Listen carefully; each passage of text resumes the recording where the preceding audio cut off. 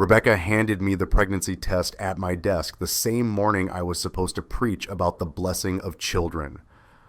We hadn't had sex in 4 months. I knew because I'd been tracking our schedules, trying to find time for the date nights I kept canceling. Ministry always came first. Building committee meetings, counseling sessions, Sunday prep. The church had grown from 200 to 12,000 members in 15 years, and that kind of growth requires sacrifice. I'd sacrificed my marriage without realizing it. The test was in a pink and white box, clear blue, digital. She'd kept it in the original packaging, and there was a receipt stapled to the side. The cardboard was soft from bathroom humidity, slightly crumpled where she'd gripped it.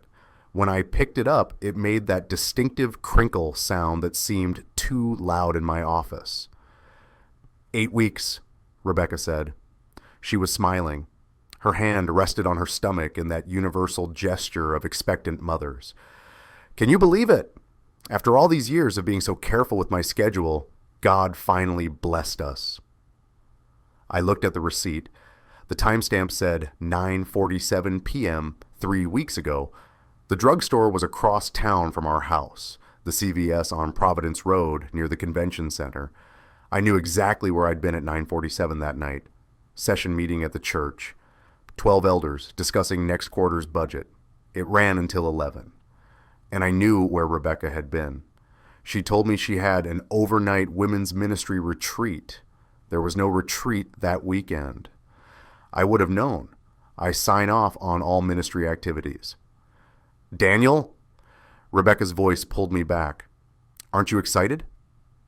The pregnancy test display read, pregnant 3+ weeks in that cold digital font. The math was simple. 8 weeks meant conception happened in early September. The last time Rebecca and I had been intimate was late August, right after the church picnic. She'd initiated it, which was unusual. We'd been distant for months. 4 months of distance, 4 months of her working late on women's ministry programming, 4 months of building committee meetings that ran past midnight. I set the box down on my desk carefully. It landed next to my sermon notes for the morning. The blessing of children was written across the top in my handwriting, blue ink, my grandfather's fountain pen. I'm overwhelmed, I said. It wasn't a lie. Rebecca came around the desk and hugged me. She smelled like her usual perfume, something floral and expensive that Patricia, her mother, had given her for Christmas. Over her shoulder, I could see my office door was open. Amanda, my executive assistant, was at her desk. She'd been with the church for 6 years. She could hear everything. We'll announce it after Christmas, Rebecca said into my shoulder. At the holiday party, 500 people, Daniel. Imagine their faces, the pastor's family growing again. She'd already bought announcement cards. I could see the corner of one peeking out of her purse on the guest chair. Cream cardstock with an embossed baby carriage. We're expecting, in script font. She'd ordered 50 of them. Rebecca pulled back and looked at me. You should get ready for service. It starts in 2 hours. She touched my cheek. This is a miracle, Daniel. God's timing is perfect. She left my office and I heard her heels clicking down the hallway toward the worship center. Amanda looked up from her desk, caught my eye through the open door. She didn't smile. She just looked back down at her computer. I picked up the pregnancy test box again, turned it over in my hands. The receipt was dated September 14th. I pulled my phone out and checked my calendar. September 14th. Friday night, I'd been at a denominational conference in Atlanta. 3 days, Thursday through Saturday. Rebecca had stayed home because of too much work to catch up on. The drugstore receipt, the overnight retreat that didn't exist, 4 months of distance. I looked at my sermon notes. The blessing of children. Malachi 2:15. Has not the Lord made them one? In flesh and spirit they are his. And why one? Because he was seeking godly offspring.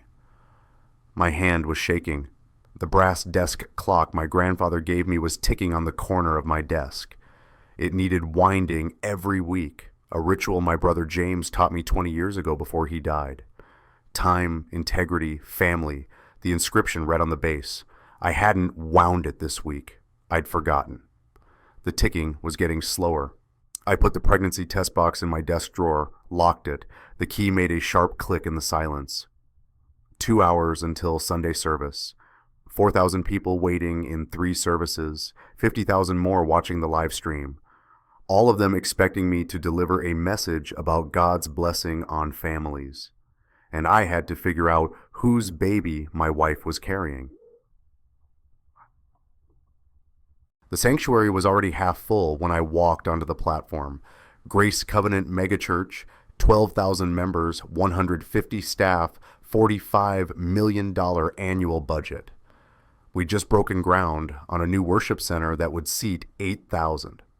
Marcus Reed, our largest donor, was funding the project almost single-handedly, $2 million over the past 2 years. I could see Marcus in the back row.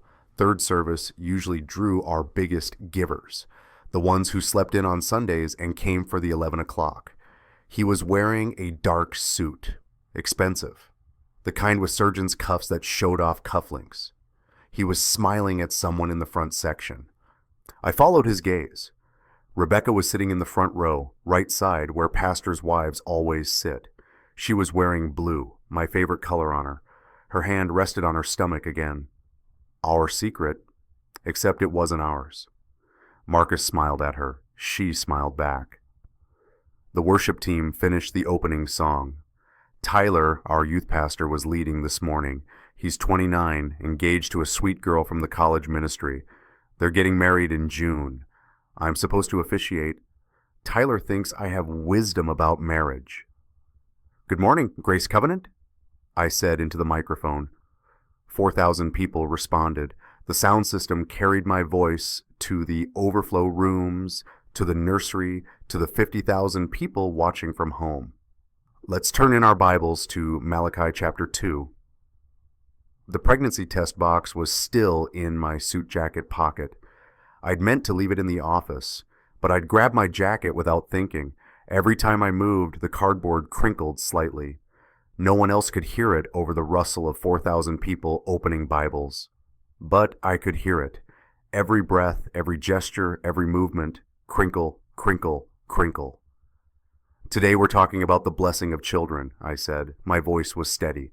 15 years of preaching trains you to perform regardless of what's happening inside. God's design for families. The sacred trust of raising the next generation. From the pulpit, I could see Patricia in the choir section, Rebecca's mother, church elder, worship director for the past 12 years. She was 64, wearing her emeritus robes, the burgundy ones reserved for founding members. Around her neck was that silver cross necklace she never removed, ornate with small garnets at the ends. It had been her mother's. She touched it constantly when she was nervous or thinking. She wasn't touching it now. She was completely still, watching me. There was something in her expression I couldn't read. I preached for 40 minutes.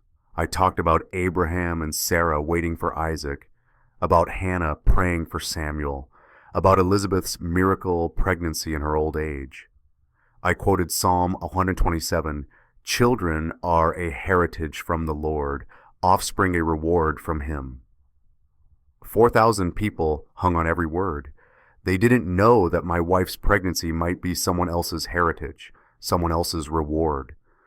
When I gave the altar call, 30 people came forward, families dedicating their children, couples praying for conception, single parents asking for strength.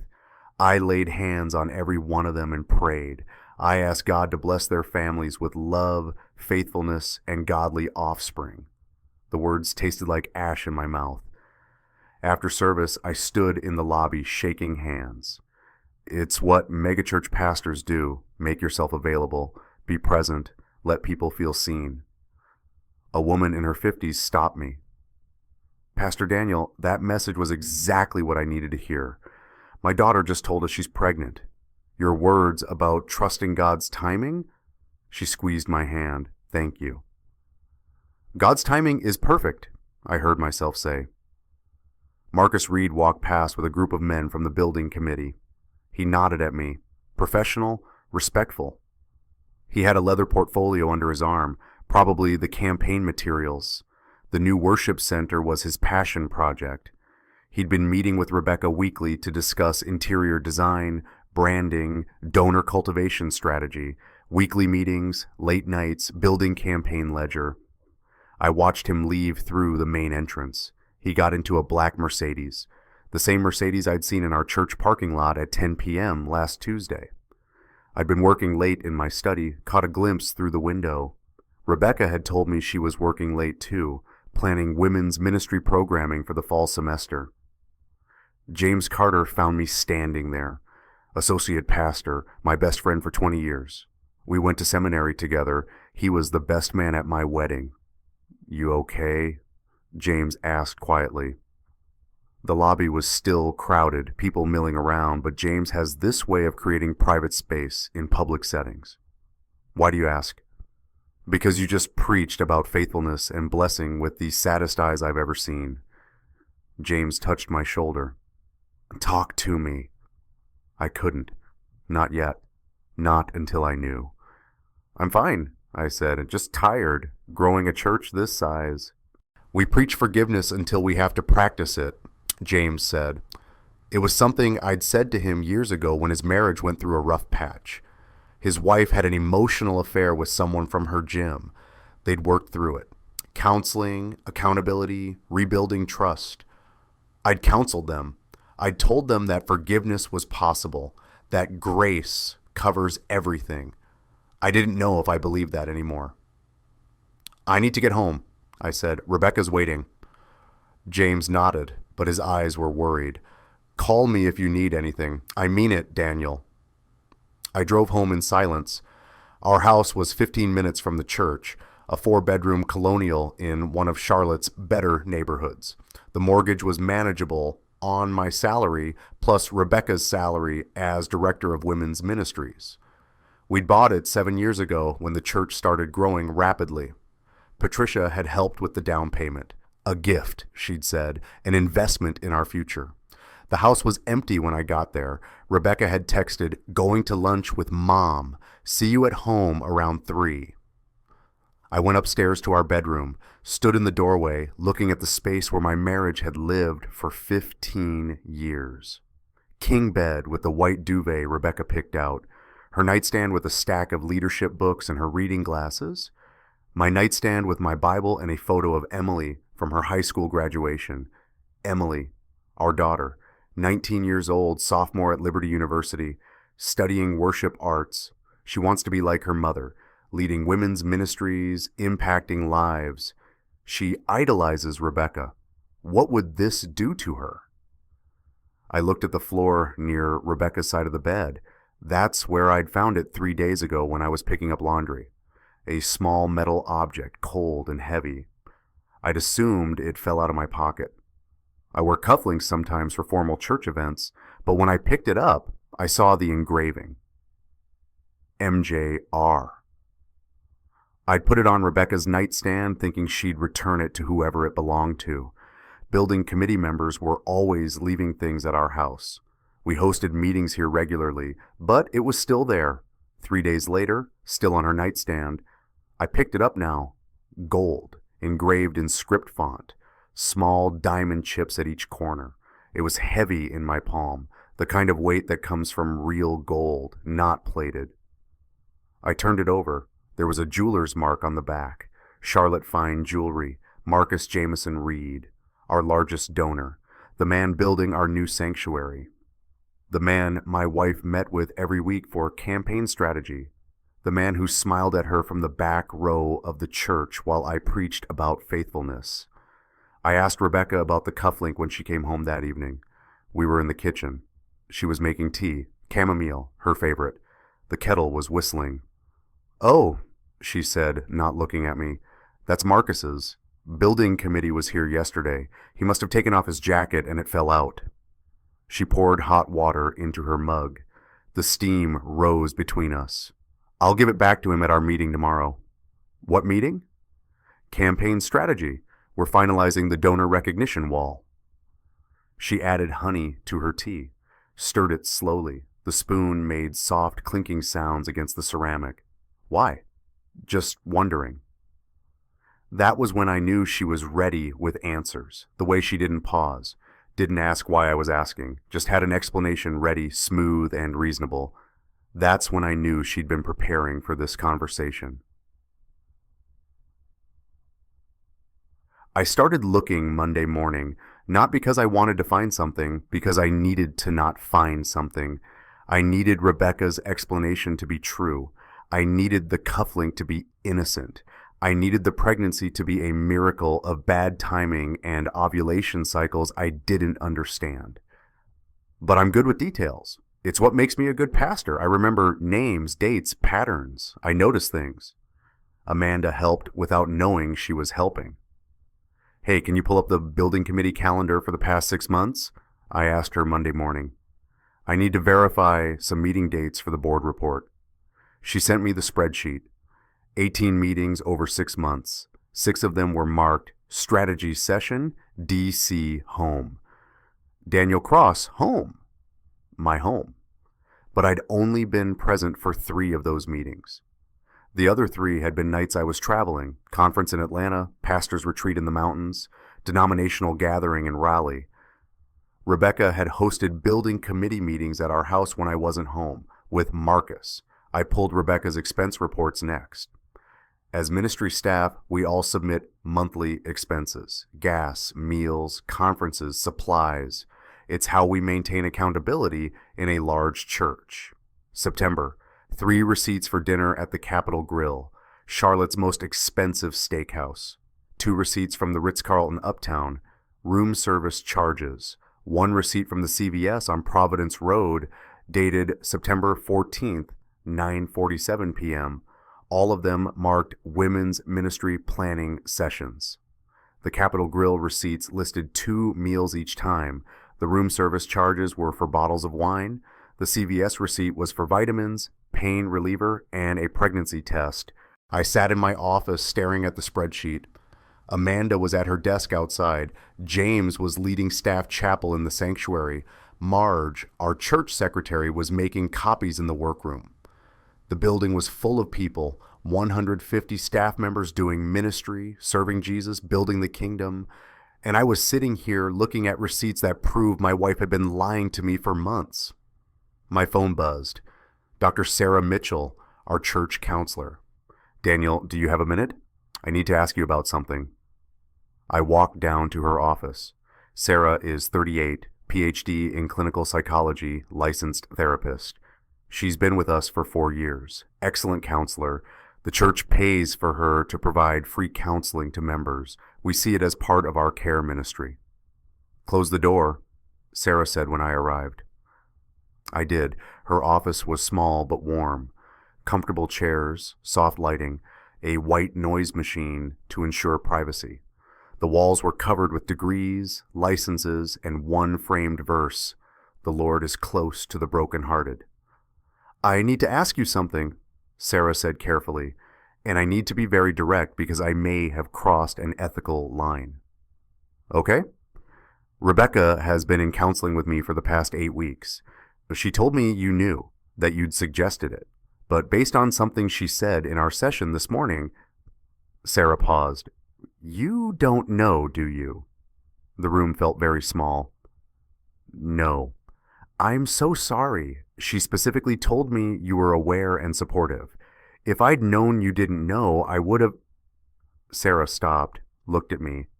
She's been coming because of a crisis in your marriage. That's all I can say, without violating confidentiality. But Daniel, I think you need to have a conversation with her today. 8 weeks, the same amount of time as the pregnancy. Did she tell you about the baby? I asked. Sarah's face went completely still. What baby? She's pregnant. Sarah stood up, walked to the window, turned back. Daniel, in our sessions, she never mentioned... That changes everything. I need to reconsider my treatment plan, and you need to talk to her immediately. I drove home at 2 p.m, told Amanda I was taking the rest of the day for personal reasons. She nodded and didn't ask questions. Amanda never asks questions, but she sees everything. Rebecca wasn't home. Her car was gone. I went to my study, the small room at the back of the house where I write my sermons. My desk faced the window. On the desk was my grandfather's Bible, not my normal Bible. The special one, the anniversary Bible. It was burgundy leather with gold embossed initials on the cover. DMC and RAC, Daniel Matthew Cross and Rebecca Ann Cross. Our wedding gift from Patricia, 15 years ago. Inside the front cover, Patricia had written in careful script, "May your love be as enduring as God's word." I picked it up. It was heavy, 3 pounds of thin pages and gilt. When I opened it, the pages made that whisper sound that old Bibles make, each page tissue thin and translucent. The ribbon bookmark was frayed from 15 years of use. The bookmark was at 1 Corinthians 13, the love chapter, the verses we'd used in our wedding ceremony. Love is patient, love is kind. But when I picked up the Bible, something fell out from between the pages. A receipt, printed on hotel stationery, the Ritz-Carlton Uptown, room 447, 2 nights. September 13th, 14, guest Rebecca Cross. I flipped through the Bible to see where the receipt had been tucked. The pages fell open naturally to that spot. Someone had been reading there. The margins had pencil marks, Rebecca's handwriting, Proverbs 6, the chapter warning against adultery. Can a man scoop fire into his lap without his clothes being burned? Can a man walk on hot coals without his feet being scorched? So is he who sleeps with another man's wife? No one who touches her will go unpunished. In the margin, in Rebecca's handwriting, God forgive me. I sat there holding the Bible. The leather smelled old. The pages smelled like vanilla and gilt. The receipt was printed on thermal paper, that slick kind that curls at the edges and fades over time. I could barely make out the date. 3 weeks old. The hotel receipt from the night I was in Atlanta at a denominational conference. The night she said she had too much work to catch up on. The night the pregnancy test was purchased at 9:47 p.m. The night my wife had checked into a hotel room in uptown Charlotte for 2 nights, while I was 8 hours away preaching about leadership and integrity. My phone rang. Patricia. Daniel, sweetheart, I'm so happy about the baby news. Her voice was bright. Rebecca told me this morning, what a blessing. I always knew God would give you another child. Patricia, you must be over the moon. I remember when Emily was born. You were so present, so loving. Marcus was just saying yesterday how wonderful it is to see a man who prioritizes family. Marcus. She just mentioned Marcus, casually, like it was normal. When did you talk to Marcus? I asked. Oh, at the building committee meeting last week. Such a godly man. Rebecca's so lucky to have his expertise on the campaign. They make a wonderful team. I need to go, Patricia. Of course, dear. Give Rebecca my love. Tell her I'll bring dinner Thursday. We can celebrate properly. I hung up and sat in my study as the afternoon light faded. The anniversary Bible was still open to Proverbs 6. The hotel receipt lay on top of the pages like an accusation. Can a man scoop fire into his lap without his clothes being burned? My phone buzzed again. A text from Rebecca. Stop by Mom's, home by 6. Love you. Love you. I read the text 3 times, stared at those 2 words, wondered if they'd ever been true. Sunday evening came faster than I wanted. Second service at 6 p.m. Smaller crowd, maybe 1,500 people. Patricia was leading worship team again. I could see her from the platform, that silver cross necklace catching the stage lights every time she gestured. After service, I was walking to the parking lot when I heard her voice behind me. Daniel, wait. I turned. Patricia was standing under one of the parking lot lights, still in her choir robes. Her silver cross necklace glinted. We need to talk, she said. It's late, Patricia. I need to get home. No. Her voice was firm. We need to talk now, before this goes any further. The parking lot was mostly empty, a few cars scattered across the spaces.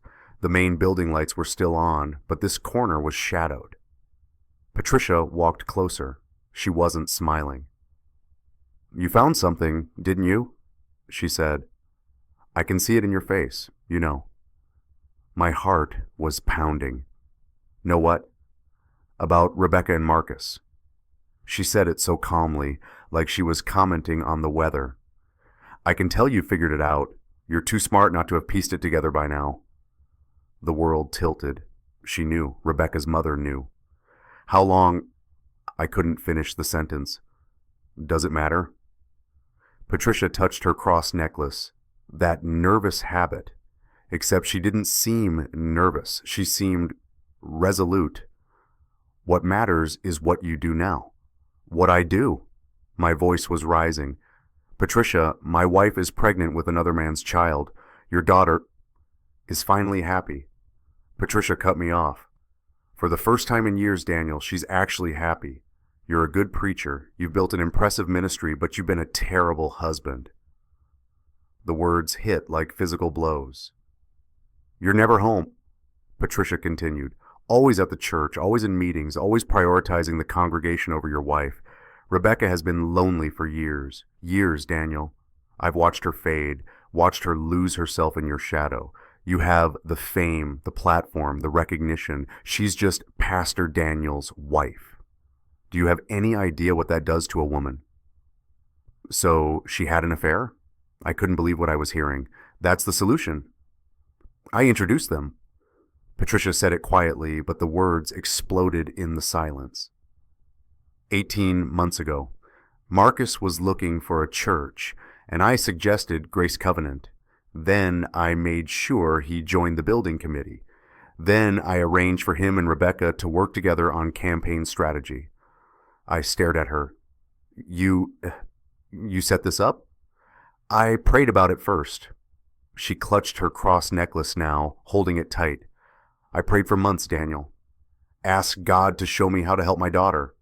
And God showed me Marcus, a successful man, a generous man, a man who would see Rebecca for who she really is, not just as an extension of your ministry." "This is insane." "No." Patricia stepped closer. "What's insane is watching my daughter waste her life supporting your career while getting nothing in return. Marcus appreciates her. He values her input. He treats her like an equal partner, not a staff member." "She's my wife." "In name only." Patricia's voice was cold now.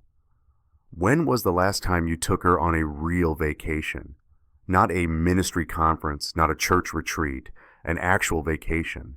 When was the last time you asked about her dreams, her goals, her desires that have nothing to do with Grace Covenant?"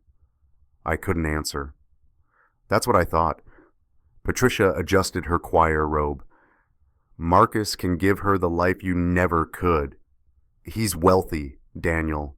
Real wealth. Not pastor salary. He can travel with her, buy her nice things, actually be present. And that baby—" She paused. "That baby will have a father who's actually available."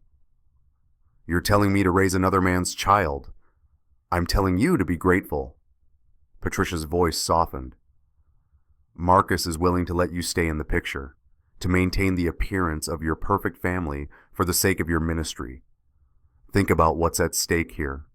12,000 members, $45 million budget, the new worship center, your daughter Emily's faith, your reputation. One divorce could destroy all of it." "My reputation?" "Yes." Patricia touched my arm. "You're the family values pastor, Daniel. Your entire brand is built on strong marriages and Christian parenting. If people find out Rebecca had an affair, it destroys you both. But if you quietly accept this baby as your own, everyone's happy.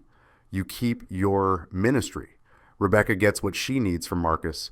The baby has a father. Marcus continues funding the building campaign. Everyone wins." She actually believed this. I could see it in her eyes. This woman, this church elder, this supposed woman of God, she genuinely believed she'd found the perfect solution. "You orchestrated my wife's affair," I said slowly. You arranged meetings between them. You helped them hide it. And now you're asking me to raise the baby as my own and pretend nothing happened. I'm asking you to be practical. Patricia released my arm. And to remember that forgiveness is what you preach. We preach forgiveness until we have to practice it. Isn't that what you always say? She was throwing my own words back at me. You should be grateful Marcus is willing to let you stay in the picture, Patricia said. A lot of men wouldn't be so generous. She walked away then, back toward the building. I stood in the parking lot under the flickering light, watching her choir robes swish as she walked. She still had her silver cross necklace on. She hadn't removed it once during our entire conversation, because in her mind, this wasn't a sin. This was a solution. This was her being a good mother. This was her arranging my wife's affair and calling it prayer. I didn't sleep that night. I sat in my study until 3 a.m, staring at the hotel receipt. The anniversary Bible was still open to Proverbs 6. The leather smelled like 15 years of promises that turned out to be lies. Rebecca came home around 11. I heard her car in the driveway, her footsteps on the stairs, the bedroom door closing. She didn't check on me. Maybe she knew I knew. Maybe Patricia had already called her. Tuesday morning, I went to the church office early, 5 a.m. The building was empty except for the cleaning crew. I unlocked my office and sat at my desk. The pregnancy test box was still in my drawer. I'd forgotten about it. I pulled it out, looked at it in the pre-dawn light coming through my window. Pink and white cardboard, clear blue digital. A receipt stapled to the side showing a purchase at 9:47 p.m. on September the 14th. The night my wife checked into a hotel with another man. My phone rang at 6:30. Rebecca. You didn't come to bed, she said. Are you okay? We need to talk. Okay. Her voice was careful. When? Today, after your women's ministry meeting. I don't have... She stopped. Right, yes, I'll come to your office around 2. She knew. She knew I knew. At 2 p.m. exactly, Rebecca walked into my office. She closed the door behind her and sat in the chair across from my desk. She was wearing a cream-colored dress, modest, professional. Her hair was pulled back. She looked like every perfect pastor's wife in every perfect church. Patricia called me, she said before I could speak. She told me what she said to you Sunday night.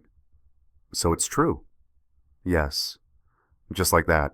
No tears, no apology, just confirmation. It's true. The room was very quiet. Outside, I could hear Amanda typing at her desk. Someone laughed in the hallway, probably Tyler and one of the college interns, life continuing normally while mine ended. How long? I asked. 18 months, since Patricia introduced us at that board dinner. 18 months, a year and a half of lies, a year and a half of building committee meetings and campaign strategy sessions and late nights at the office. And the baby? Is Marcus's. She said it so calmly, like she was discussing the weather or next quarter's programming schedule. I know what you're thinking, Daniel. I know how this looks. But before you make any rash decisions, you need to think about what's at stake. What's at stake? I couldn't believe what I was hearing. Rebecca, you've been having an affair for 18 months. You're pregnant with another man's child. What exactly should I be considering? She leaned forward. Your ministry, Emily's future, the church, all of it, Daniel. One wrong move and you lose everything. I already have lost everything. No. Her voice hardened. You haven't, not yet. But if you make this public, if you file for divorce, if you cause a scandal, then yes, you'll lose everything. Your position, your reputation, your influence. The church will split. Members will leave. The building campaign will collapse. Emily will watch her family implode during her sophomore year of college. Is that what you want? I stared at her.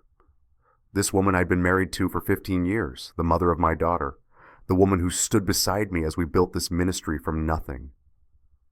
What do you want, Rebecca? I want us to be practical. She sat back in her chair. Marcus and I, it's complicated, but it doesn't have to destroy what you and I have built. We can still be a family. We can still have the ministry. We just need to adjust expectations. Adjust expectations. Think about optics, Daniel. A divorce destroys the ministry. Everyone knows family values pastors can't survive marital scandals.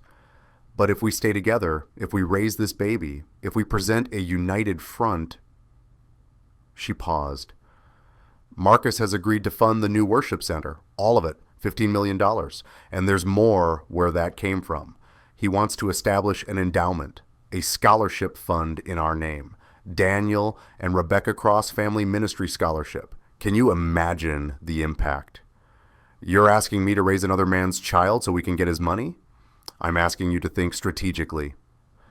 Rebecca's voice was patient, like she was explaining something to a slow child. You're supposed to be about forgiveness. That's your whole brand. We preach forgiveness until we have to practice it. Well, here's your chance to practice it. Forgive me. Accept the baby. Move forward. Everyone wins. Everyone wins. I repeated the words, trying to understand how she could believe them. Yes. She stood up. I know you're hurt right now. I know this is difficult, but give it time. You'll see that this is the best solution for everyone. We'll announce the pregnancy at the Christmas party like we planned. 500 people, Daniel. They'll be so happy for us. And then we move forward together. She walked to the door, then turned back. Oh, and Marcus wants to meet with you. Tomorrow, his office. He has a proposal that I think you'll find very generous. The door closed behind her with a soft click. I sat there in my office for a long time. Outside my window, I could see the construction site for the new worship center, steel beams rising against the sky. Marcus Reed's $15 million vision, the building that would seat 8,000 people and broadcast our services to the world. All of it paid for by the man who was sleeping with my wife. My phone buzzed, a text from Rebecca. I'm folding laundry. Do you want me to pick up dinner on the way home? Folding laundry. Like this was a normal Tuesday. Like she hadn't just asked me to raise another man's child for the sake of church optics and donor money. I looked at the text for a long time. Then I typed back, no. Wednesday morning, I drove to Marcus Reed's office, Reed Properties LLC, downtown Charlotte, 20th floor of a glass tower with views of the entire city. His secretary showed me into a conference room with floor-to-ceiling windows. Marcus was already there, sitting at the head of a long table. He stood when I entered. Daniel, thanks for coming. He extended his hand. I didn't shake it. Marcus lowered his hand slowly. Right. I understand you're upset. That's fair. Why don't you sit down? We need to talk, man to man. I stayed standing. You have 5 minutes. Okay. Marcus sat back down, gestured to the chair across from him. I know what Patricia told you, and I know Rebecca spoke with you yesterday. So let's cut through the emotion and talk practically. He opened a leather portfolio on the table. Inside were documents, spreadsheets, architectural drawings, and a checkbook, green leather, business-sized checks, or Reed Properties LLC printed at the top. I want to help you through this transition, Marcus said. I know it's difficult. I know it's not what you wanted, but life rarely gives us what we want. It gives us what we can handle. And I think you can handle this. Handle what exactly? An arrangement. Marcus pulled out a check, already filled out, made out to me. Personal check, not business. The amount line read, $1 million. He slid it across the table. I'm not trying to buy you off, Marcus said quickly. I know how that sounds, but think of it as compensation for your understanding, for your discretion, for your willingness to move forward as a family unit. I looked at the check. 7 figures, more money than I'd make in 20 years of pastoring. You keep your position as senior pastor, Marcus continued. You keep your reputation. You raise the baby as your own. Rebecca and I continue our relationship quietly. And in return, you get financial security. The building campaign gets completed. The church continues to grow. Everybody wins. You actually believe that? I wasn't asking. I was observing. You genuinely think everybody wins, don't they? Marcus leaned back in his chair. Daniel, be honest with yourself. Your marriage was over years ago. You and Rebecca were roommates, not spouses. I didn't destroy something that was thriving. I just gave Rebecca what she was already looking for. You gave her what she was looking for. Attention, appreciation, romance. Things you stopped providing a long time ago. Marcus's voice was matter-of-fact. I'm not the villain here, Daniel. I'm the solution. You get to keep your ministry, your platform, your influence. Rebecca gets to be happy. The baby gets a stable home with 2 parents, and the church gets the resources it needs to reach even more people. Where's the downside? The downside is that it's built on a lie. All marriages are built on lies. Marcus picked up the check, held it out to me. The difference is whether the lie is useful or destructive. This lie? This lie builds a $15 million worship center. This lie funds scholarships for seminary students. This lie keeps 12,000 people connected to a church they love. That's a useful lie, Daniel. I looked at the check. $1 million.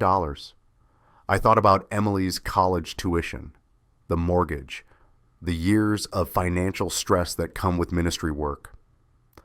I thought about the building campaign and the mission trips and the community programs we could fund. I thought about everything I could buy with Marcus Reed's guilt money. Then I turned and walked out of his office.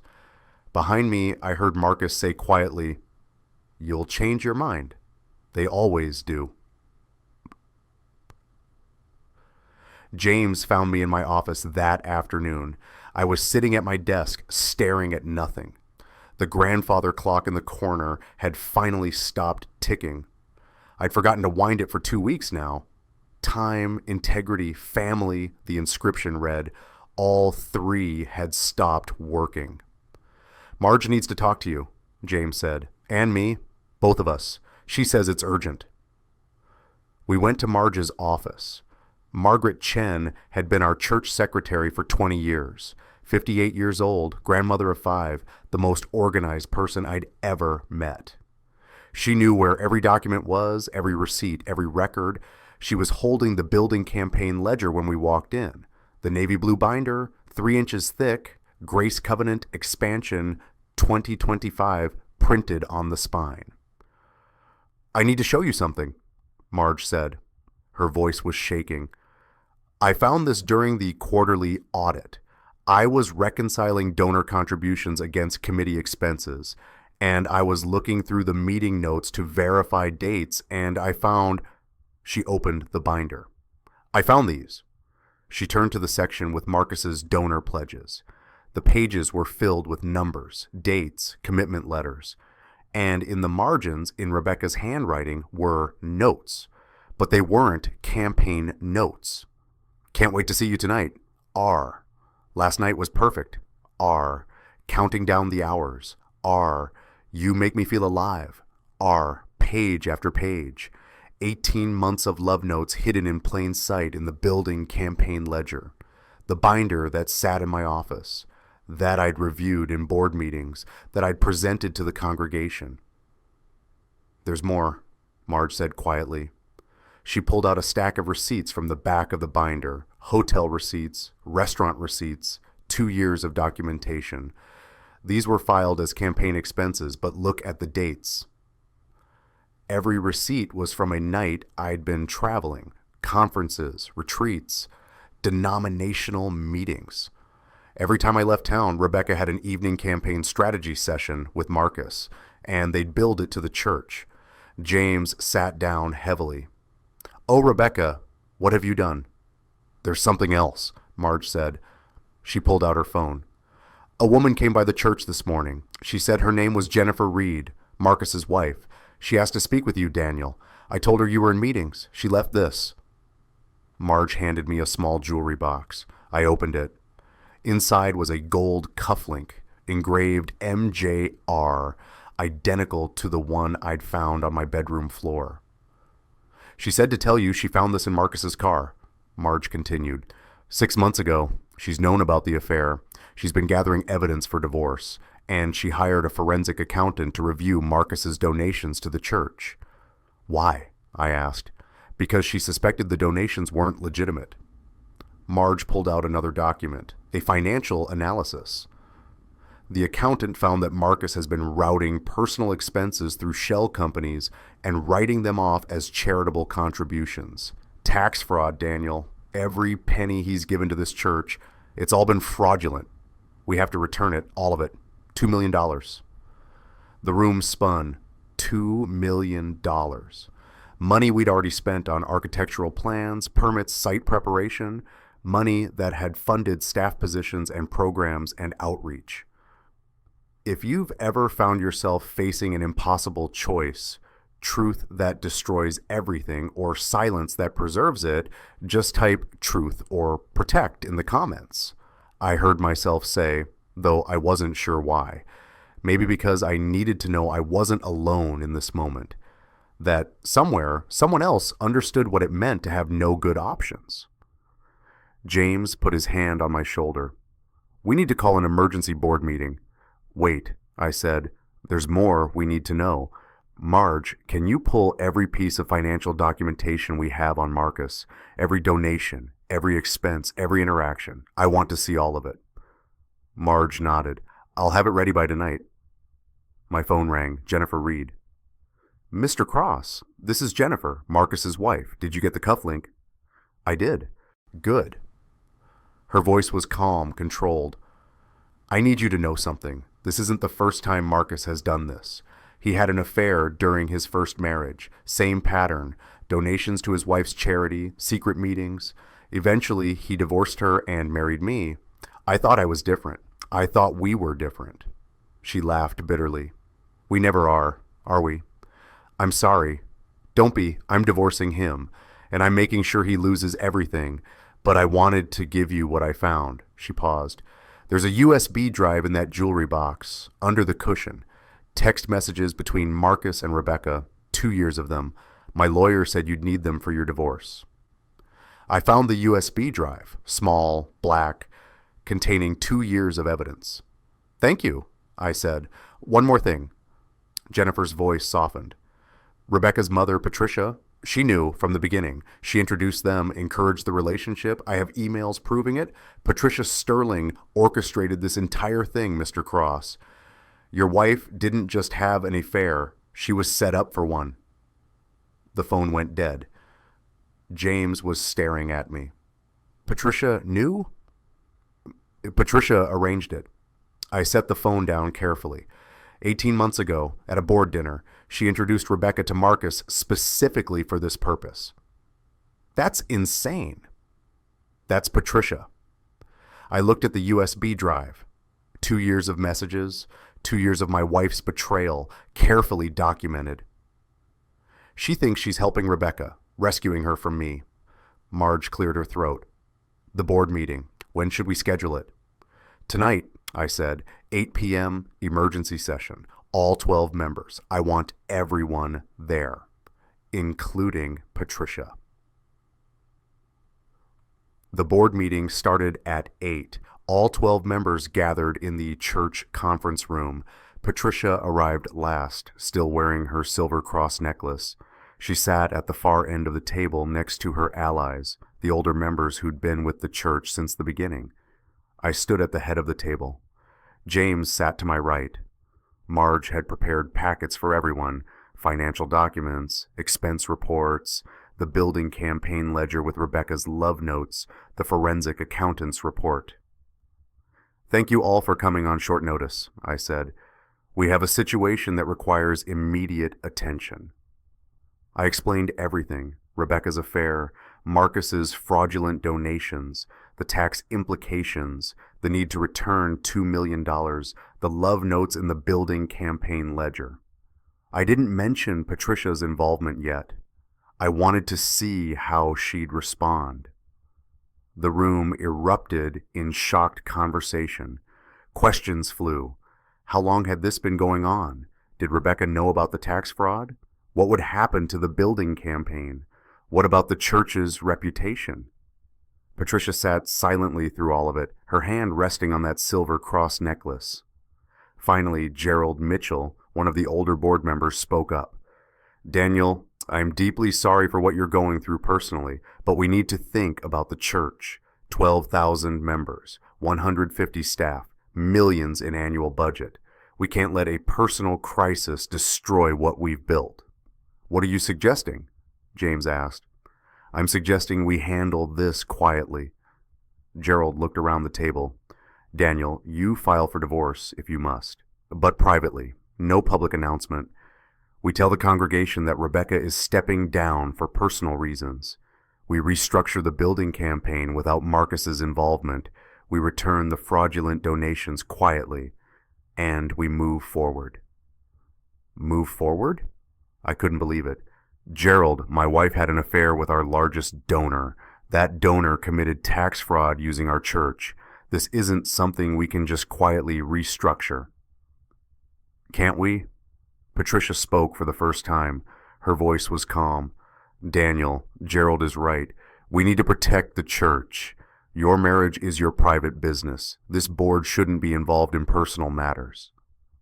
This stopped being personal when Marcus used church funds to facilitate his affair with my wife, I said.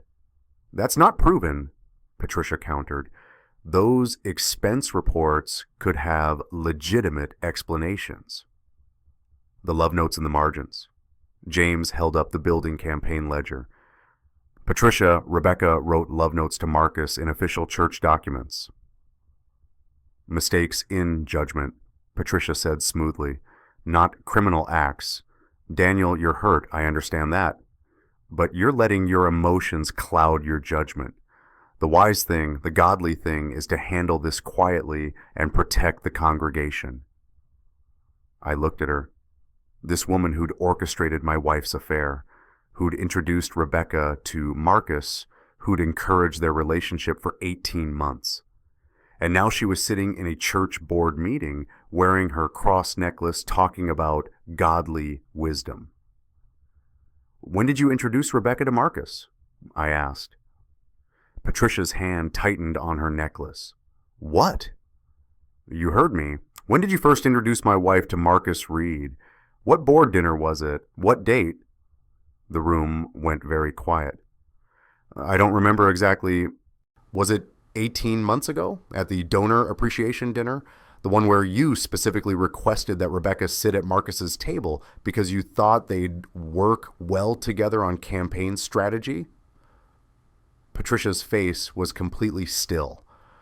Jennifer Reed sent me emails, I continued. Emails between you and Marcus.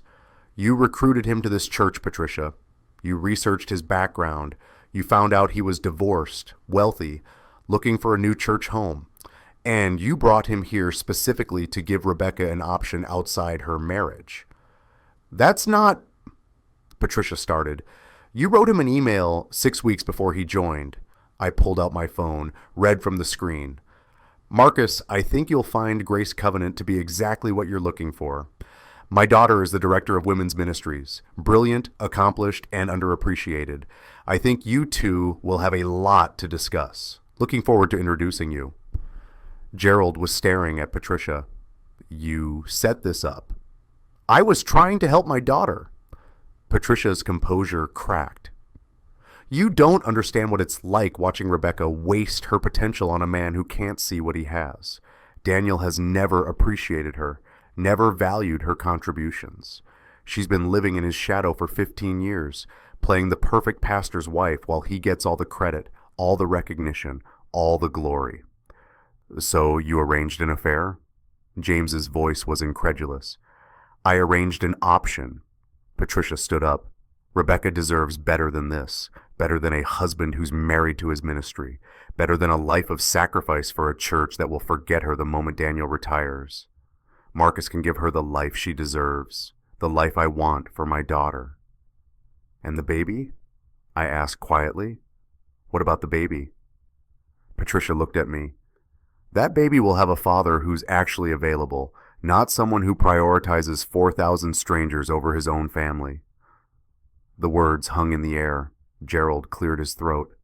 I think we need to vote. On Daniel's position, given everything we've learned.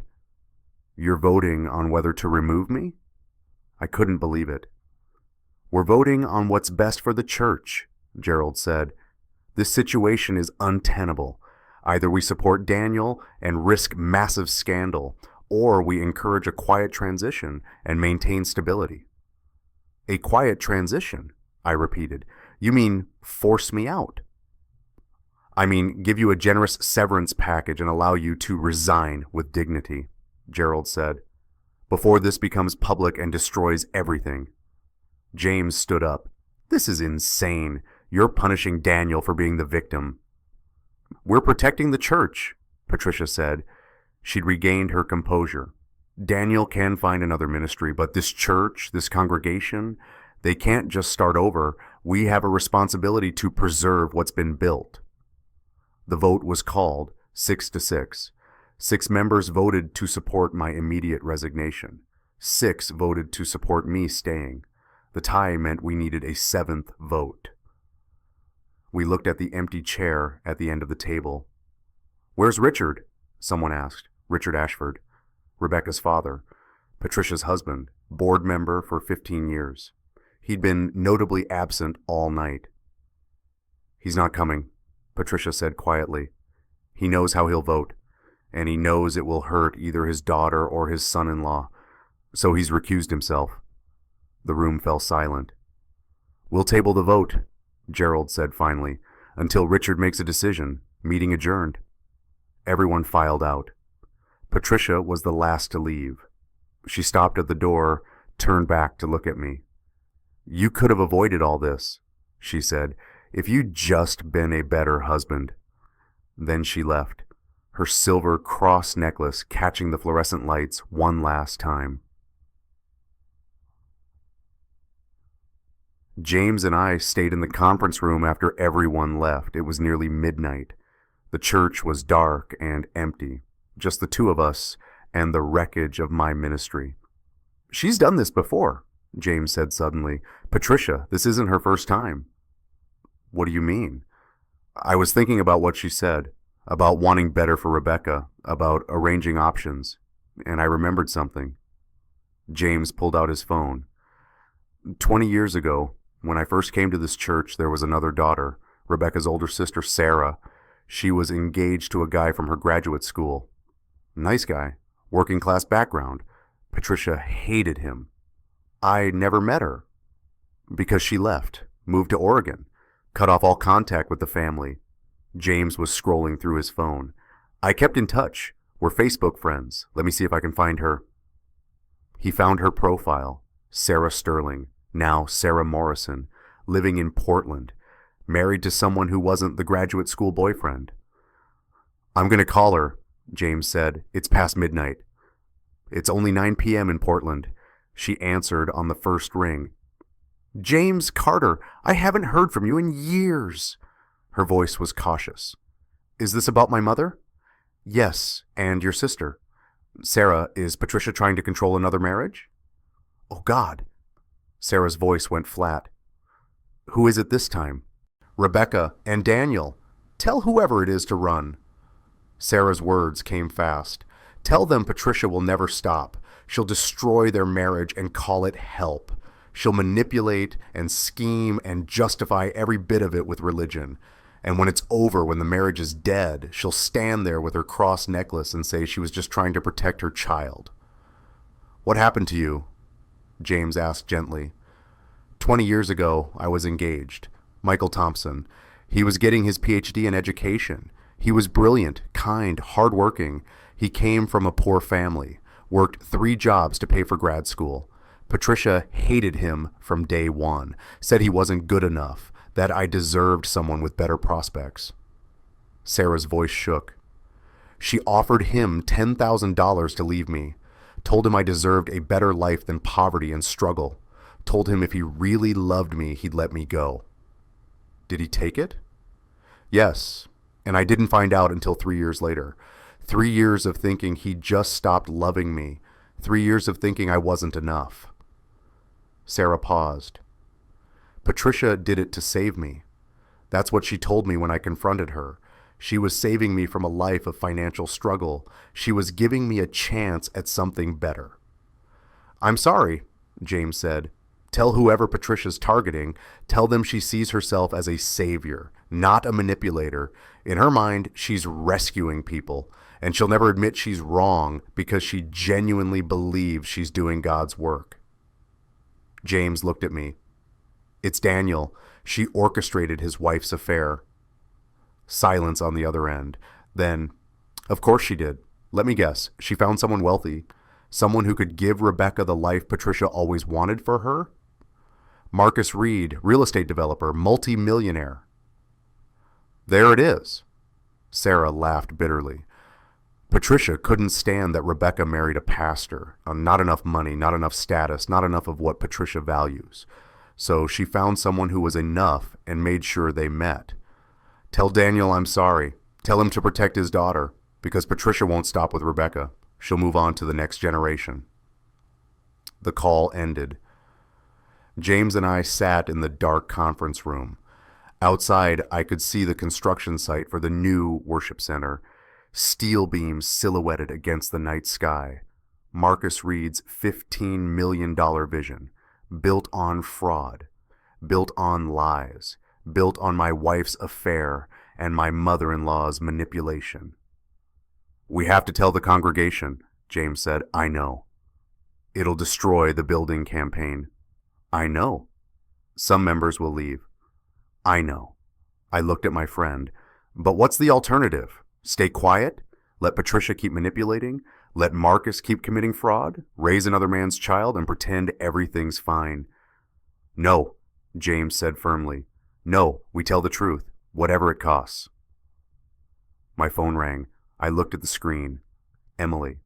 My heart stopped. Dad? Her voice was shaky. Dad, I need to talk to you. Something weird just happened. What's wrong? I just got a call from someone named Jennifer, Marcus Reed's wife. She said I should talk to you right away, that you'd explain everything. Dad, what's going on? Behind Emily's voice, I could hear someone else talking, crying. Rebecca. Em, where are you? I came home for a surprise visit. I wanted to see Mom, but when I got here, she was on the phone with Grandma, and they were talking about... Emily's voice broke. Dad, what they were saying about you and Mom and some baby, it doesn't make sense. Tell me it doesn't make sense. Where's your mother now? She's in the living room. She saw me walk in. She knows I heard. Dad, please, tell me what's going on. I closed my eyes. This was it. The moment I'd been dreading. The moment Emily's perfect world shattered. I'm coming home, I said. Don't move. I'll be there in 15 minutes. I drove home through empty streets. The church was behind me. James stayed to lock up. I drove past Marcus Reed's office building, dark windows, empty floors, a monument to wealth built on fraud. I drove past the Ritz-Carlton Uptown, room 447, where my wife spent 2 nights while I was 8 hours away preaching about integrity. I pulled into my driveway at 12:30 a.m. Emily's car was parked on the street. The lights were on inside the house. I walked in through the front door. Emily was standing in the hallway, 19 years old, my little girl. She was wearing her Liberty University sweatshirt and jeans. Her face was pale. Her eyes were red. Tell me, she said. Tell me everything. In the living room, Rebecca was sitting on the couch. The anniversary Bible was on the coffee table, open to 1 Corinthians 13, the love chapter. Patricia's silver cross necklace was sitting next to the Bible. Rebecca had been holding it. Emily, Rebecca started. No. Emily cut her off. Her voice was shaking. I don't want to hear from you. Dad, tell me the truth. Is Mom pregnant? Yes. Is it yours? The question hung in the air. The most important question, the one that changed everything. No, I said. Emily's face crumpled. She didn't cry. She just stood there processing. Then, how long have you known? 5 days. And you didn't tell me. I was trying to figure out what to do. I didn't want to destroy my faith. Emily's voice was bitter. Too late, Dad. Do you remember when I was 12?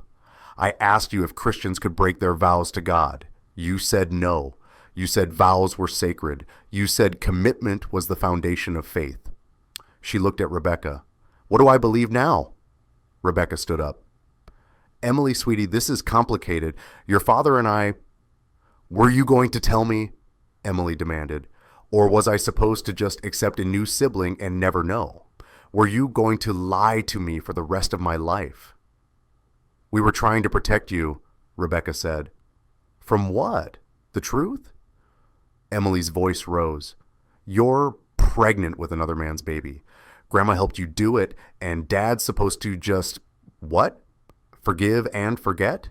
Raise this baby like nothing happened? Yes. Rebecca's voice hardened. That's exactly what he's supposed to do, because that's what families do. They forgive. They move forward. That's not forgiveness. Emily turned to me.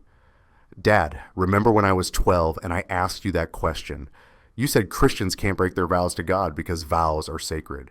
You said once you make a promise to God, you keep it no matter what. Do you still believe that? I looked at my daughter, at the Bible, on the coffee table, at Rebecca standing there with her hand on her stomach, protective and defensive at the same time. I believe some promises are made to be broken, I said quietly. Not vows to God, but vows to people who never intended to keep them. Emily nodded. Tears finally spilled down her cheeks. The worst part is I still love her, and I hate that I love her, because how can you love someone who destroyed everything you believed in? She walked past both of us, up the stairs to her bedroom, her door closed, not a slam, just a quiet, final click. Rebecca and I stood in the living room, the anniversary Bible between us, Patricia's cross necklace glinting in the lamplight. You can't tell her the details, Rebecca said. She's fragile right now. She doesn't need to know about Marcus, about your 18-month affair, about how your mother orchestrated the whole thing. I picked up Patricia's necklace, cold silver, ornate cross with small garnets. She already knows, Rebecca. She overheard you on the phone. She knows everything. Rebecca's face went pale. What exactly did she hear? Enough. I set the necklace back down. It's over, Rebecca. I'm filing for divorce. You're resigning from women's ministry, and I'm removing your mother from the board. You can't. I can. And I will. I headed toward the stairs. You can sleep in the guest room, or go to your mother's. I don't care. But don't come to the church tomorrow. Your office will be packed by the weekend. I went upstairs, knocked on Emily's door. Come in, she said quietly. She was sitting on her bed, hugging her knees. Her Liberty University acceptance letter was framed on the wall, her worship team photos from church events, her youth group mission trip pictures, 15 years of faith and family, all built on a foundation that had just cracked. Dad, she looked up at me. That night when I was 12, when I asked if Christians could break vows, do you remember why I asked? Your friend's parents were getting divorced. No. Emily shook her head. I asked because I'd overheard Mom on the phone. She was talking to Grandma. She said, Emily's voice dropped to a whisper. She said, I made a vow to Daniel, but I'm not sure I meant it. The room spun. When? 7 years ago. I was 12. I asked you that question because I was scared. I was scared Mom was going to leave, and you told me vows were sacred. You told me Christians keep their promises. You made me feel safe. Emily wiped her eyes. But she never meant them, not even at the beginning. And Grandma has been encouraging it for years, and I've been living in a lie my entire life. I sat down next to her on the bed, put my arm around her. She leaned into me, and we sat there in silence. Finally, she said, What do I believe now, Dad? If the two people who taught me about God's love, if that was all fake, What else is fake? And I had no answer for her.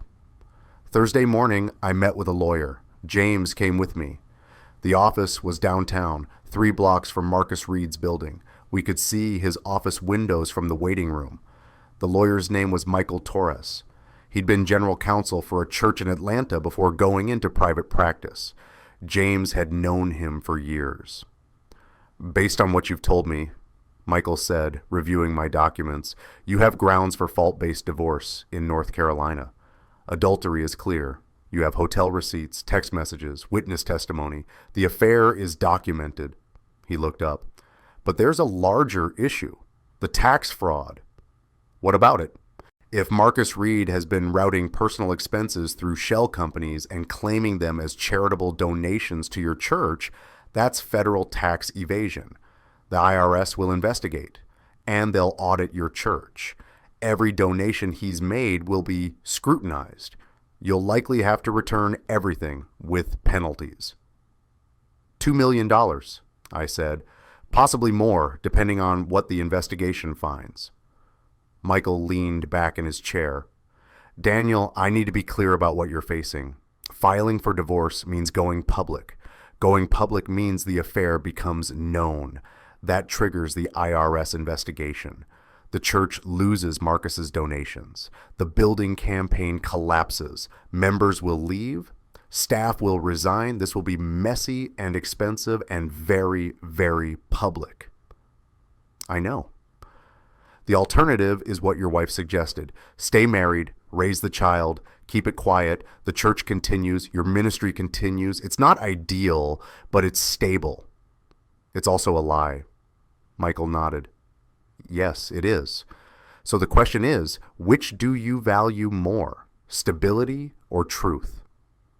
I thought about Emily, about her question, what do I believe now? I thought about the anniversary Bible with hotel receipts tucked inside, about Patricia's cross necklace and her 20-year pattern of manipulation, about 12,000 church members who believed in the perfect pastor's family. Truth, I said, file the divorce papers. Michael pulled out the forms. I signed them with a regular pen, not my grandfather's fountain pen. That represented legacy. This was something different. This was breaking free. I'm also filing a restraining order, I said. Patricia Sterling is not to contact my daughter Emily. No calls, no texts, no emails, no visits. On what grounds? Pattern of manipulation and harassment. I have documentation going back 20 years. Her involvement in breaking up her older daughter's engagement, her orchestration of Rebecca's affair, her attempts to control family relationships. I want Emily protected. Michael made notes. I'll file it today. Anything else? Yes. I looked at James. We need to call an emergency board meeting tonight. I'm removing Rebecca from all ministry positions, and I'm requesting Patricia be removed from the board. The board can do that? Michael asked. With a majority vote, yes. Church bylaws allow for removal of officers and board members for moral turpitude or conduct unbecoming. Patricia arranged an affair using church resources. That qualifies. Get me the bylaws. I'll review them before the meeting. The emergency board meeting was scheduled for 7 p.m. All 12 members were required to attend. Richard Ashford, Rebecca's father, finally showed up. He looked 10 years older than the last time I'd seen him. He sat next to Patricia, but didn't look at her. I stood at the head of the table. James was beside me. Michael Torres sat in the corner as legal counsel. We're voting on 2 items tonight, I said. First, the immediate removal of Rebecca Cross from her position as Director of Women's Ministries. Second, the removal of Patricia Sterling from the Board of Elders. You can't do this, Patricia said. Her hand was on her silver cross necklace. For the first time, I noticed she looked nervous. I can, and I am. I distributed the packets Michael had prepared. You all have documentation in front of you.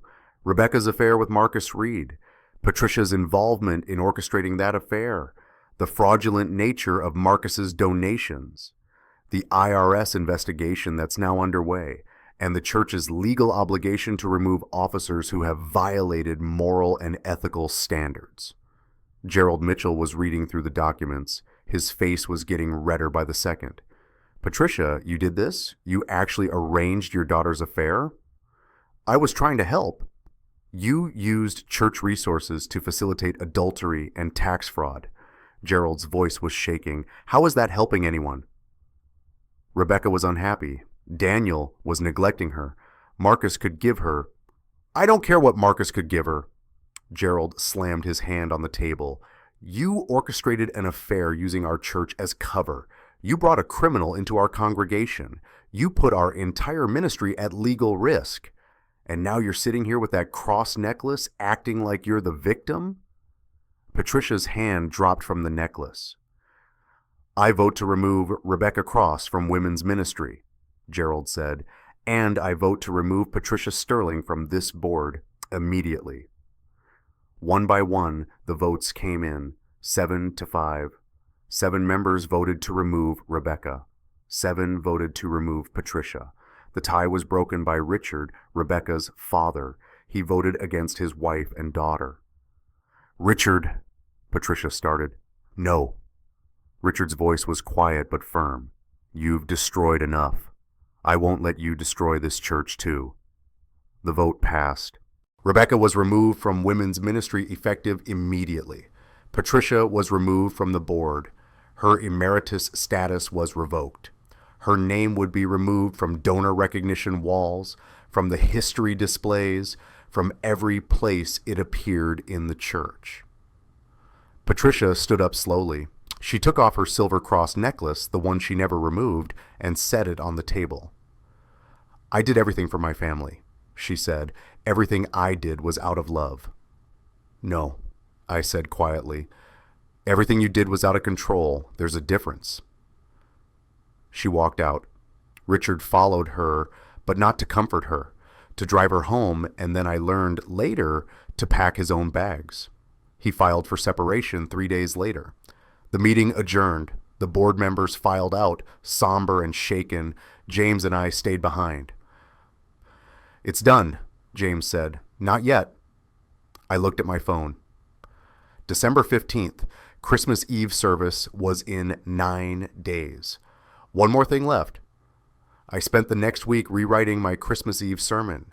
The original script was still in my desk drawer, the red spiral-bound booklet with stage directions and timing cues. The Holy Family Sermon, 45 pages about Mary and Joseph and the blessing of new life. I threw it away. The new sermon was 12 pages, no stage directions, no timing cues, just truth. Christmas Eve came cold and clear. The sanctuary was packed. 4 services, 15,000 people total across the day. The evening service at 11 p.m. was always the biggest. 5,000 in the main sanctuary, overflow rooms filled, another 50,000 watching the live stream. I stood backstage with James. Emily was there too.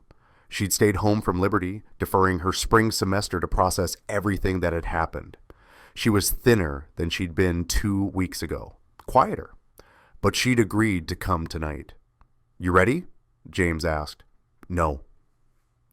I looked out at the sanctuary through the gap in the curtains. 5,000 people, holiday lights, Christmas decorations, families in their best clothes, all of them expecting the perfect Christmas message from their perfect pastor. You don't have to do this, Emily said. You could just, do the original sermon. No one would know. I would know. I touched her shoulder. And you would know. And that matters more than what 5,000 people expect. The worship team finished the last song. Tyler gave me the signal. I walked onto the platform. The applause was warm, welcoming. These were people who loved me, who trusted me, who believed in the ministry we'd built together. I stood behind the pulpit. The anniversary Bible was there. I'd brought it with me, not the script, just the Bible, open to a different passage than I'd planned. Good evening, Grace Covenant, I said. Merry Christmas. Merry Christmas, 5,000 voices responded. Tonight, I was supposed to preach about the Holy Family. about Mary and Joseph and the blessing of new life. I was supposed to talk about perfect faith and perfect obedience and perfect trust in God's plan. I paused. I'm not going to do that. The sanctuary went very quiet. Instead, I want to talk about what happens when the fig tree doesn't bud. When the vines don't bear fruit, when everything you thought was true turns out to be a lie. I picked up the Bible, Habakkuk chapter 3, verse 17.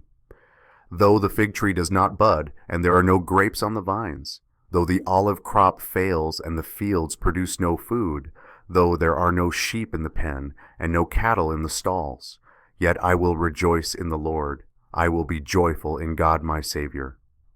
I closed the Bible, looked out at 5,000 faces.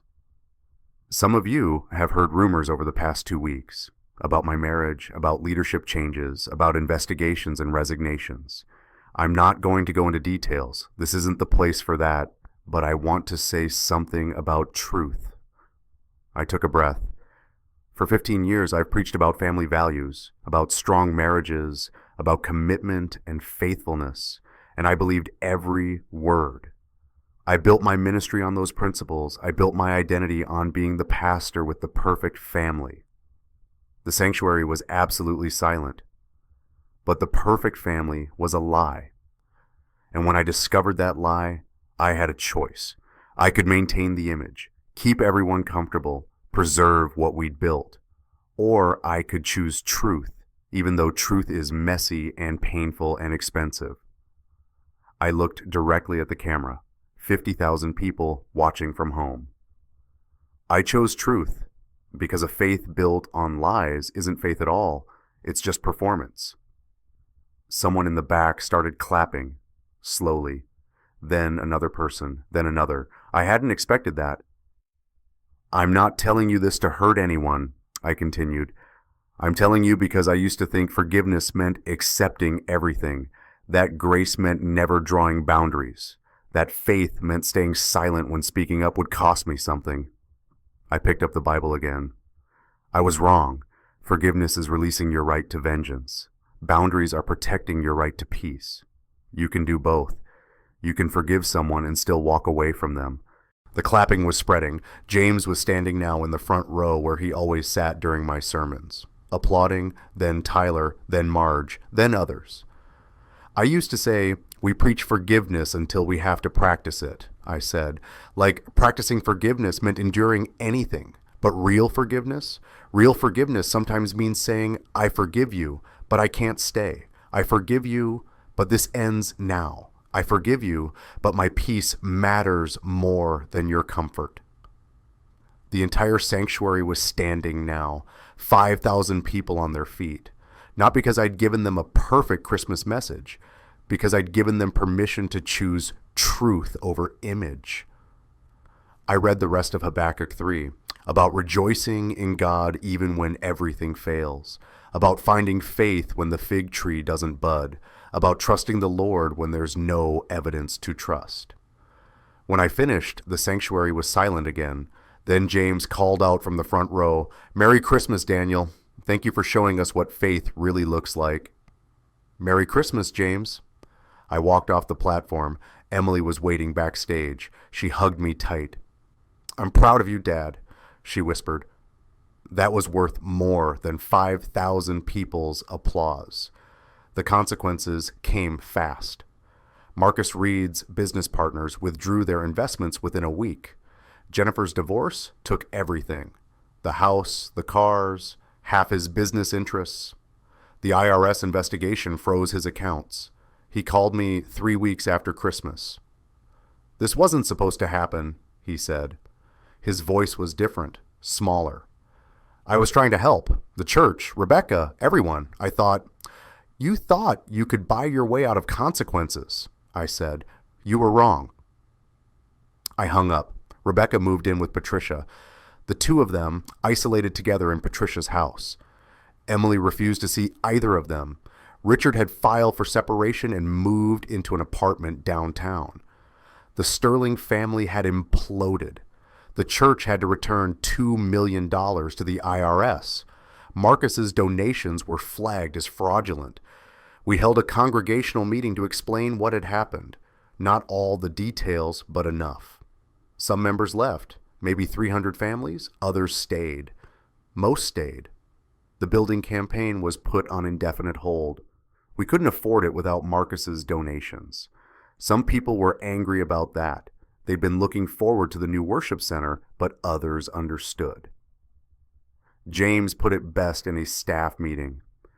We'd rather have a small church with integrity than a big church built on lies. The board asked me to consider stepping down as senior pastor, not because I'd done anything wrong, but because the scandal was too much. The association with Rebecca and Marcus and Patricia, it was too difficult for some people to separate me from them. I agreed. I submitted my resignation as senior pastor, but I negotiated to stay as teaching pastor. Reduced role, reduced salary, no administrative responsibilities, just teaching and preaching and shepherding. The board accepted. Emily went back to Liberty in January. She was different, quieter, more thoughtful, less certain about everything. But she was stronger too. She told me on the phone one night, "I'm rebuilding my faith, not on what Mom and Grandma taught me, not even on what you taught me, on what I actually believe." "What do you believe?" I asked. "I believe God is real even when people aren't. I believe truth matters even when it costs everything. And I believe chosen family is more important than blood family." 6 months later, she sent me a photo. She was leading worship at a small church near campus. 50 people, no cameras, no broadcast, just genuine praise. "This is what worship should feel like," she texted. "Not performance, just faith." In April, Rebecca filed for divorce. She cited irreconcilable differences, didn't contest anything. The baby was born in May, a girl. Rebecca placed her for adoption through a private agency. Jennifer Reed, Marcus's ex-wife, connected Rebecca with a couple she knew, Tom and Lisa Chen. He was a history teacher. She was a school librarian. They'd been married 15 years, 8 years of trying to have a child, failed IVF, miscarriages, prayers that seemed unanswered. Until this. They sent me a letter after the adoption was finalized. It included a photo, a beautiful baby girl with dark hair. "Mr. Cross," the letter read, "we know this baby's story is complicated. We know there was pain and betrayal and loss. But we want you to know that we will love this child with everything we have. We'll tell her the truth when she's old enough to understand. We'll help her process her origins. And if Emily ever wants to know her half-sister, we're open to that. Thank you for ensuring this baby went to a home where she'll be cherished. Tom and Lisa." I showed Emily the letter when she came home for summer break. She held the photo for a long time, touched the baby's face with her fingertip. "She's beautiful," Emily whispered. "That baby is my sibling, part of my blood, but she'll never know me. And maybe that's better. Maybe she gets a chance we never had, a chance to grow up in a house where love is real, not performed." We prayed together for the baby, for Tom and Lisa, for the life that little girl would have. It was the most genuine prayer I'd spoken in years. 1 year later, I'm standing in a small chapel in South Charlotte, not Grace Covenant, a different church, smaller, much smaller. There are 53 people in the sanctuary. I counted them. No cameras, no live stream, no broadcast to thousands. Just 53 people who've chosen to be here on a Sunday morning in November. The chapel is old, built in 1952, the same year my grandfather received his Parker 51 fountain pen. The same year he started his ministry, Time, Integrity, Family. Emily is leading worship. She graduated from Liberty in May, deferred her plans for graduate school. She's working as a worship director here at Cornerstone Chapel while she figures out what's next. She's 21 now, not naive anymore, not innocent, but not broken either, stronger. She's leading the congregation in an old hymn. "It is well with my soul." The version without the band, without the stage lights, without the production, just voices and an old piano and genuine faith. I'm sitting in the second row, not on the platform, not behind a pulpit, just sitting with the congregation. James is next to me, his wife Sarah, their 3 kids. Marge is here too. She left Grace Covenant when I did. Said she'd been the church secretary long enough. Time to just be a member somewhere small. The anniversary Bible is on my lap. Burgundy leather, gold embossing, DMC and RAC. The initials are still there. I haven't covered them or removed them. They're part of the story, the broken part, the part that taught me what faith really costs. The Bible is open to Habakkuk 3:17-18, my new marked passage, the verse I read on Christmas Eve. Though the fig tree does not bud, and there are no grapes on the vines, yet I will rejoice in the Lord. I've read it every day for a year. The hymn ends. Emily steps down from the small platform. She sits next to me, squeezes my hand. Pastor Williams stands up. He's 68. Been at Cornerstone Chapel for 30 years. When I asked if I could join his church, if I could just be a member, not a leader, he said, "Brother, we're all just members here. Welcome home?" He preaches for 20 minutes. No theatrics, no 3-point alliterated sermon, just honest teaching about Philippians 4, about finding peace in every circumstance, about learning to be content whether in plenty or in want. After the service, we gather in the fellowship hall, coffee and donuts, folding tables and metal chairs, no donor recognition walls, no building campaigns, no megachurch machinery, just people. A woman in her 50s approaches me. "Pastor Daniel, I just wanted to say, what you did took courage, choosing truth over image. That inspired me to finally leave my own situation. I'd been in an emotionally abusive marriage for 20 years. Your Christmas Eve sermon gave me permission to set boundaries. Thank you." "I'm glad you're safe now," I tell her. She moves on. Others come, one by one. People I don't know. People who found Cornerstone Chapel because they were tired of performance Christianity, tired of megachurch polish, tired of pastors who seemed more like CEOs than shepherds. Emily and I drive home together after church. Home is a small apartment now, 2 bedrooms, nothing fancy, but it's peaceful. "Dad," Emily says as we're driving, "remember that question I asked when I was 12 about Christians breaking vows to God?" I remember. I think I finally have an answer. She looks out the window. Vows to God are sacred. But vows to people who break their vows to you, those aren't binding anymore. God doesn't ask us to stay chained to people who've unchained themselves from us. When did you get so wise? When everything I thought was true turned out to be false, and I had to rebuild from scratch. She smiles. It's a different smile than the one she had a year ago, sadder but realer.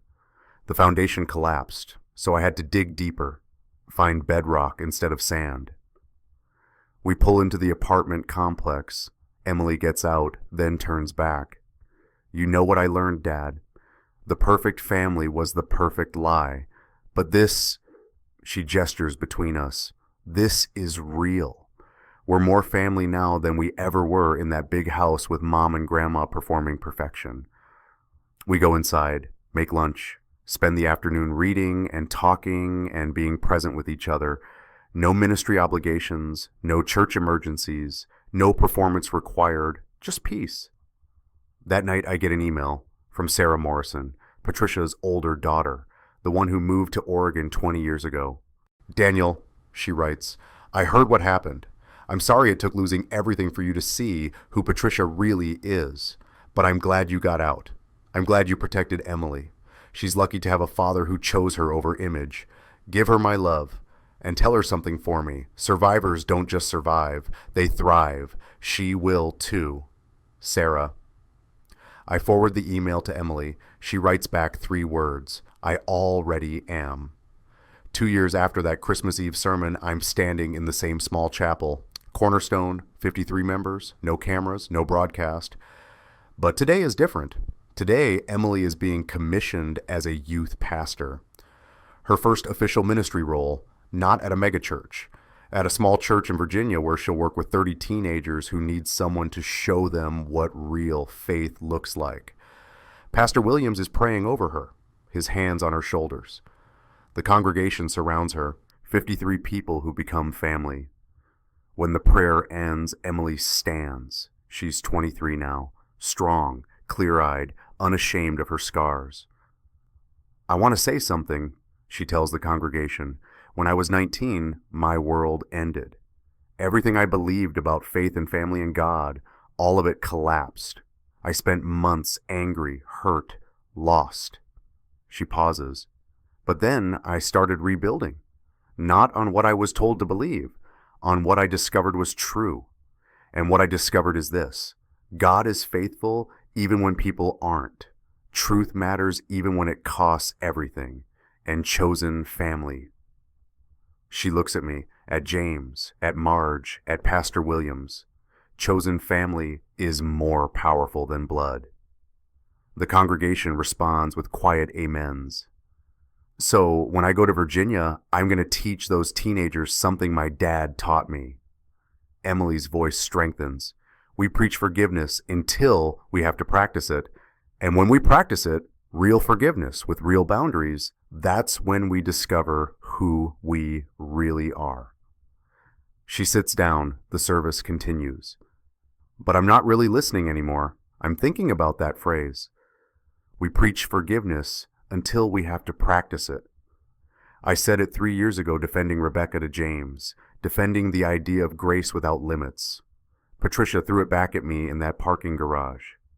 Weaponizing my own words to justify her manipulation.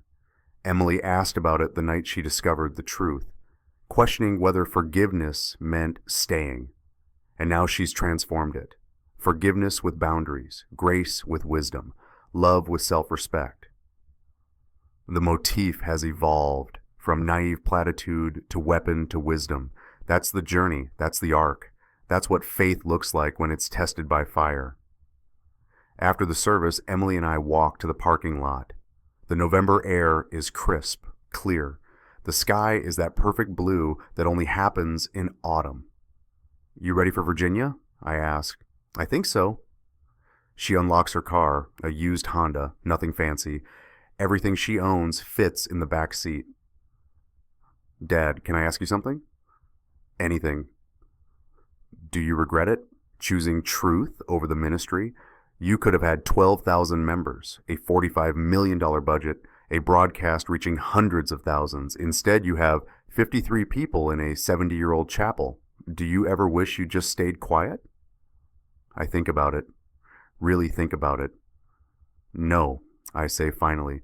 "I don't regret it because I have something more valuable than 12,000 members." "What?" "You. Really you. Not performed you. Not perfect pastor's daughter you. The real Emily who fought her way through devastation and came out stronger." I put my hand on her shoulder, and I have me, the real me. Not the image, not the brand. Just a man who learned that integrity matters more than influence. She hugs me, tight. "I love you, Dad." "I love you too, Em." She drives away, heading to Virginia, to a new church, to 30 teenagers who need what she learned in the fire. I watch her car disappear down the road. Then I go back inside the chapel. It's empty now. Everyone's gone home. Just me and the old piano and the wooden pews. I sit in the second row, the same seat I've occupied for 2 years. Pull out the anniversary Bible. The leather is more worn now. The pages more familiar. It's still open to Habakkuk 3:17 to 18, though the fig tree does not bud and there are no grapes on the vines, though the olive crop fails and the fields produce no food, though there are no sheep in the pen and no cattle in the stalls, yet I will rejoice in the Lord. I will be joyful in God my Savior. I close the Bible, hold it for a moment, then I set it on the pew beside me. Time, integrity, family. The clock stopped ticking 2 years ago. The family collapsed, but integrity remained. And from that integrity, a new family was built, chosen, genuine, real. I stand up, walk toward the door. The afternoon light streams through the old stained glass windows. Nothing fancy, nothing expensive, just light. Daniel and Emily redefined what family means. Not who you're born to, but who shows up. If you've built your own chosen family, tell me about them in the comments. And if this story moved you, subscribe. I tell stories about finding integrity when everything falls apart. I'll see you in the next one. I step out into the November afternoon. The door closes behind me with a soft click. And for the first time in 3 years, I feel completely free.